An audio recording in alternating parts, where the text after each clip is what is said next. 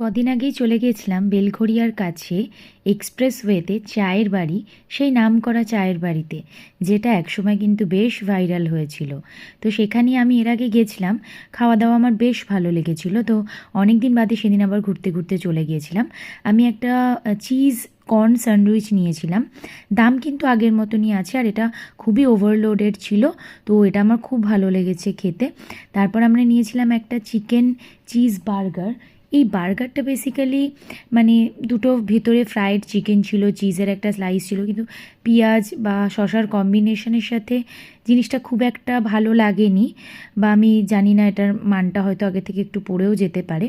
আর আমাকে খুব ডিসঅ্যাপয়েন্টেড করেছে এই শেকটা। এটা একদম মানে পাতলা ছিল। আমি এর আগে বহু জায়গায় কিটক্যাট শেক খেয়েছি, বাট কোথাও এটার মধ্যে হ্যাঁ আইসক্রিম দেওয়া ছিল, বাট এটা সেই আগের মানে টেস্ট নেই বা অন্য জায়গাকার মতো নয়, একদমই পাতলা ছিল।